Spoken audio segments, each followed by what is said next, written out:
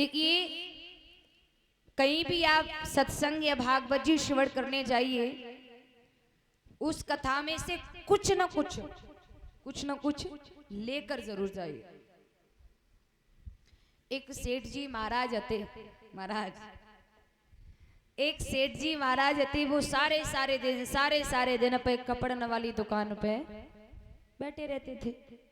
उनकी जो सेठानी हती बे मतलब सत्संग भागवत जी गीता जी रामायण जी कहीं भी होती थी वो सुनने जरूर जाती थी, उन्हें बहुत लगाव था।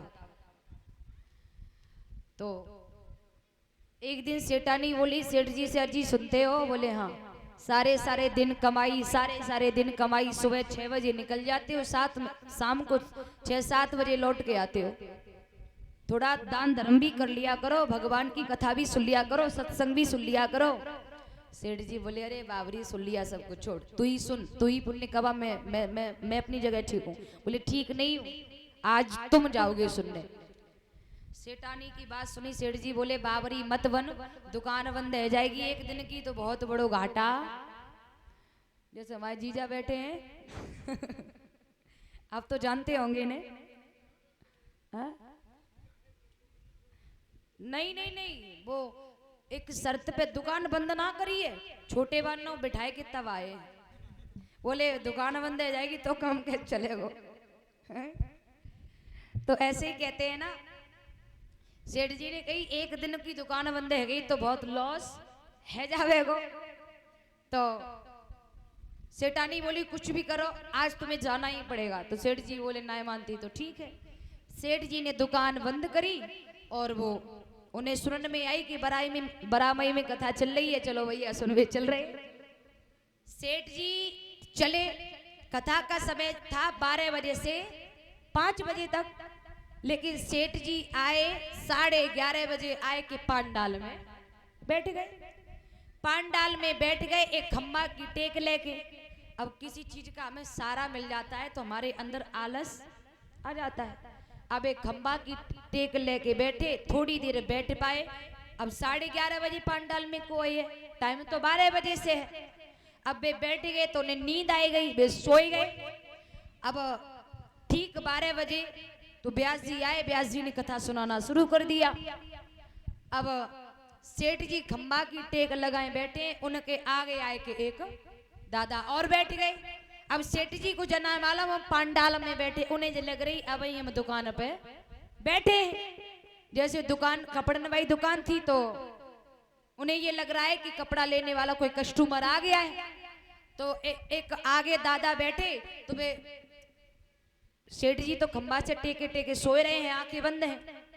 तो उन्हें जो लग रही है कि हमारी दुकान पे कोई कस्टमर आयो है कपड़ा लेने। तो उन्हें हाथ में वही जो आगे दादा बैठे उनको कुर्ता पड़ेगा, वे बैठे हैं तो कुर्ता पीछे को तो उन्हें क्या करो भाई, कुर्ता लेके पीछे से चिर फाड़ दो। उन्हें जो लगी कि हम दुकान में बैठे हैं और कपड़ा बेच रहे हैं, कस्टमर आया है कोई। अब उनने कुर्ता फाड़ दो और जैसे ही सेठ जो आगे दादा बैठे उनने देखा, अरे तुमने ये क्या कर दिया। बे बोले अरे भैया बहुत गलती हैगी, मोई नींद आएगी, मोई जन लग रही मैं तो भाई दुकान में ही बैठो, मुझे लग रही अपने कस्टमर चला रहा हूं। अब क्या करें, बोले कछु ना, चलो भैया भाई दुकान से हम तुम्हें कुर्ता एक दे दिए। सेठ जी घर पे आए, सेठानी बोली सुने आए। बोले सुने का है, हमें तो कुछ पल्ले ही ना पड़ो, पल्ले ना पड़ो। बोले हाँ क्या किया तुमने। सेठ जी हंस के बोले हमें तो न्यों लग रही का खम्बा की टेक लेके बैठ गए और नींद आ गई। सेठानी बोली अरे सेठ यहाँ पर नींद का विषय नहीं है, तुम सोए गए तो फिर खो गए, कल तुम फिर जाओगे। सेठ जी कहने लगे अरे बाबरी एक दिन तो कोई नुकसान है गयो, अब और कराना चाहिए का। बोले कुछ भी सही लेकिन तुम्हें जाना ही पड़ेगा। बोले अच्छा। बोले हाँ। तो भैया दूसरो दिन भयो, सेठानी ने एक पेन लई, एक डॉट लई और एक कॉपी लई और सेठ जी के हाथ में दे दी, जवाब दो आज जाओ और ब्यास जी जो भी कहें, जो बातें कहें वो तुम लिखे लइयो और याद करके हमें सुनाइयो। अब भैया सेठ जी गए दूसरे दिन, ब्यास जी ने देखा कि बेई सेठ आए गए जिनने पड़ोसी को कुड़ता फाड़ दो। तो ब्यास जी ने कथा कहनो तो बंद कर दो। ब्यास जी बोले हाँ आए गए। अब सेठ जी को न्यो लग रही हमत है कह रहे, और सेठानी ने न्यो कही थी ब्यास जी कछु कहे वाए लिख के और याद करके ही हो। भरी सभा में किसी को माइक में बोल दो तो थोड़ी अपने आप में शर्म सी लगती है। तो सेठ जी को थोड़ी शर्म लगी, झुक गए भाई और जल्दी से कॉपी पे लिख ली का आए गए। और जैसे ही झुके तैसे ही ब्यास जी बोले अब का झुक गए, और जैसे ही झुके तैसे ही बोले अब का झुक गए। तैसे ही सेठ जी भाई बैठे जल्दी से लिख ली अब का झुक गए। और जैसे ही बैठे तो ब्यास जी बोले अब का बैठ गए। सेठ जी सोचने लगे अब जे हमें बैठन ना दिए, जल्दी से उन्हें लिख ली अब का बैठ गए। तैसे ही वहां से उठ भागे। ये तो हमसे कह रहे हैं कि अब का बैठ गए, झुके तो हमसे कह रहे झुक गए, बैठे तो हमसे कह रहे बैठे। अब हम जा रहे हैं यहाँ से, अब रुकेंगे ही नहीं यहाँ। सेठ जी जैसे ही उठ के वहां से चले तैसे ही ब्यास जी बोले हाँ अब का चंदा है। अब भैया सेठ जी भागत जा रहे लिखत जा रहे अब का चंदा है। पूरे दिन किताब कॉपी पेंसिल लेके पहुंचे पई दुकान पे, घरे ना लौटे। सोचने लगे पूरा मन दुकान में है। तो दुकान खोली, शाम को लौटे गए घरे। सेठानी बोली सुनिए आए, बोले चुप है जा सवेरे सुनाई दूंगा, सो जाए कि तू। सेठानी जो होती वो अट्टारी पे चढ़ गई, सोन लगी, शाम है गई। बारात सेठ जी नीचे ही, ऊपर अटारी पर नहीं गए सोने, नीचे ही लेटे। भगवान की कृपा से बाई रात सेठ जी के घर में 4 चोर घुसे आए। और जैसे ही चोर घुसे सेठ जी सोचने लगे सवेरे होते ही सेठानी को हमें वे बातें 4 सुनानी पड़ेगी, तासु अब याद कर ले और सवेरे होत सुनाई देंगे। और जैसे ही चोर घुसे तैसे ही सेठ जी बोले अब का आए गए।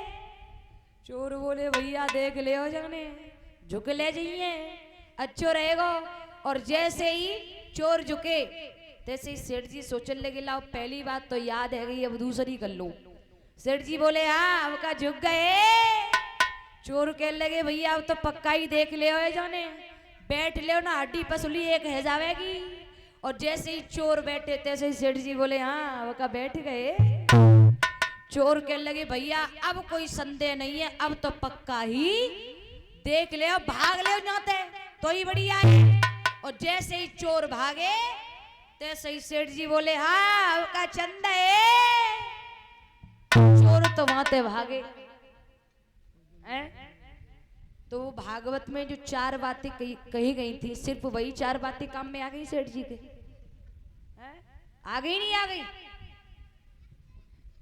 तो तभी कहते हैं ना कि सेठ जी अगर वो 4 बातें याद ना करते तो आज उनका घर चोर धन दौलत लूट ले जाते। तभी तो कहते हैं कि भागवत जी, गीता जी, रामायण जी, भजन श्रद्धा, शिव विवाह, माता जगराता इत्यादि जगह पर अगर कोई कुछ बात कही जा रही है तो उसे ध्यान मग्न होकर के सुनिए। कब न वो बात तुम्हारे जीवन में उतर जाएगी, कभी न कभी जरूर काम में आ जाएगी। तो इसलिए ध्यान मग्न होकर के सुनिएगा, आलस मत फैलाओ शरीर। बोलिए गोविंद भगवान की।